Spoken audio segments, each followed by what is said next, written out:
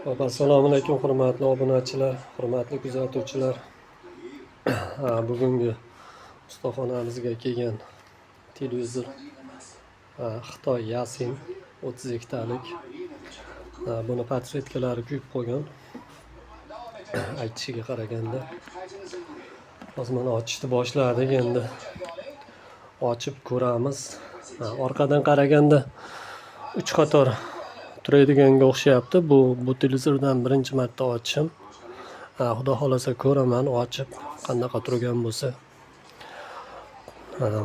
Podsvetkalarning ichida bo'lsa o'zidan, bo'lmasa boshqani ham peredelka qilib ishlatib beraveramiz. Qanchadan beri o'zi video joylolmayotgan edim.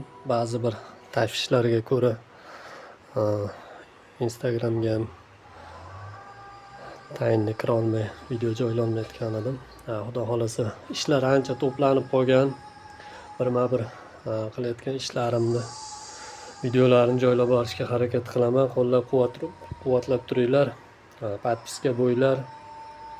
Qilayotgan ishlarimdan yaxshi joylarda yaxshi videolarni joylab borishga harakat qilaman. Podpiska bo'ylar, qo'llab-quvvatlanglar.